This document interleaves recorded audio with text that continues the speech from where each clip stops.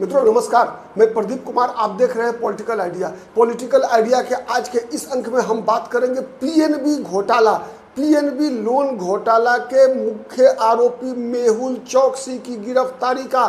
मित्रों आपको जानकर बहुत ही खुशी होगी कि भारत का एक और दुश्मन, आपको पता है पिछले ही हफ्ते मुंबई बम विस्फोट के मास्टरमाइंड तहब्बुर राना को भारत की सरकार अमेरिका से प्रत्यर्पित कराने में सफल हो गई।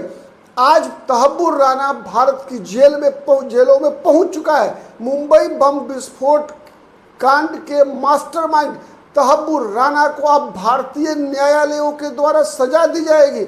उसी प्रकार से भारत का एक और दुश्मन, ठीक है कि वो आर्थिक अपराधी है, हीरा व्यापारी मेहुल चौकसी को बेल्जियम में गिरफ्तार कर लिया गया है। और ये गिरफ्तारी हुई है मुंबई के एक अदालत के फैसले के बाद।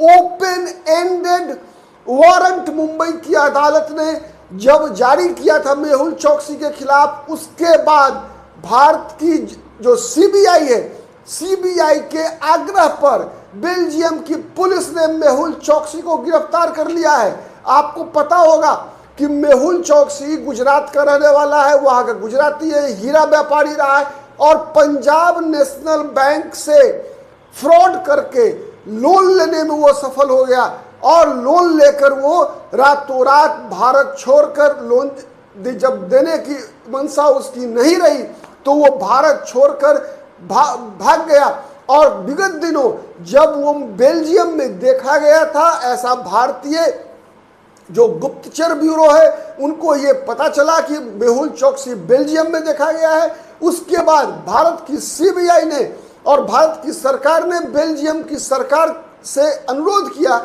कि मेहुल चौकसी को वहीं पर गिरफ्तार कर लिया जाए और गिरफ्तार करके उसको वहां की अदालत में प्रस्तुत किया गया है। मेहुल चौकसी ने बेल्जियम की अदालत में अपनी जमानत की याचिका दायर कर दी है, लेकिन वहां की सरकार ने उसका विरोध किया है। भारत की सरकार ने भी उसकी जमानत का विरोध करने का आग्रह बेल्जियम की सरकार से किया है। बताया है कि भारत में ये एक बहुत बड़ा अपराधी है। तो मेहुल चौकसी की गिरफ्तारी बेल्जियम में और बेल्जियम की सरकार के साथ जिस प्रकार का भारत का संबंध है, उसके आधार पर अब हम ये दावे के साथ कह सकते हैं कि मेहुल चौकसी भी जल्द ही भारत की धरती पर पहुंचेगा और भारत की अदालतें उसके भाग्य का, उसके कर्मों का फैसला करेगी। तो ये भारत की सरकार के लिए एक बड़ा उपलब्धि माना जाएगा, आप कह सकते हैं। वैसे आपकी जानकारी के लिए बताऊं, इधर के 10 वर्षों के अंदर कई आर्थिक अपराधियों ने देश छोड़ दिया है। नीरव मोदी का नाम ले सकते हैं, विजय माल्या का नाम ले सकते हैं, लेकिन अब तक इन सभी लोगों की संपत्तियां जरूर कुर्क हो चुकी है। भारत की सरकार ने इन सभी आर्थिक अपराधियों की संपत्ति जब्त कर ली है। आपकी जानकारी के लिए बताऊं कि विजय माल्या ने जितना का फ्रॉड किया, जितना पैसा लेकर भागा है, लगभग उससे अधिक की संपत्ति विजय माल्या की भारत सरकार ने सीज कर चुकी है। भारत सरकार सीज कर चुकी है, लेकिन अपराधी अपराधी है।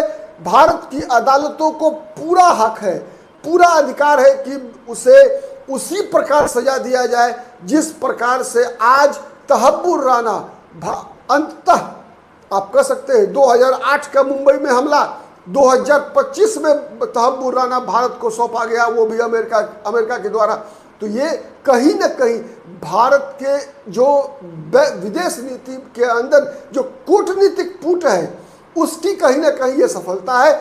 इससे पहले प्रायः ऐसा होता था कि कोई भी आर्थिक अपराधी, या यहाँ तक कि आर्थिक अपराधी छोड़ दिए, यहाँ तो कई लोगों के हत्यारों को देश से भगा दिया गया था। आपको पता है भोपाल गैस कांड के जो मास्टरमाइंड था एंडरसन, जो मुख्य आरोपी था, उस एंडरसन को भारत का एक राज्य के मुख्यमंत्री खुद कार ड्राइव करके उसको एयरपोर्ट पर ले गए थे पहुंचाने के लिए।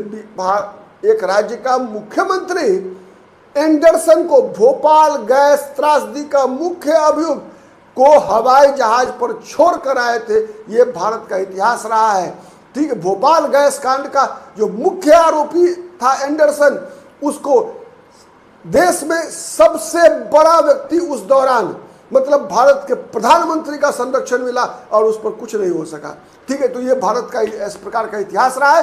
तो उस दौर में तहब्बुर राना का भारत आना, आज मेहुल चोकसी की गिरफ्तारी, नीरव मोदी हो चाहे ललित मोदी हो चाहे विजय माल्या हो, इनकी संपत्तियों का कुर्क हो जाना, सीज हो जाना, उस उतने पैसों से अधिक का जितना पैसों का इन लोगों ने घोटाला किया, ये भारत सरकार के लिए एक बहुत बड़ी उपलब्धि है।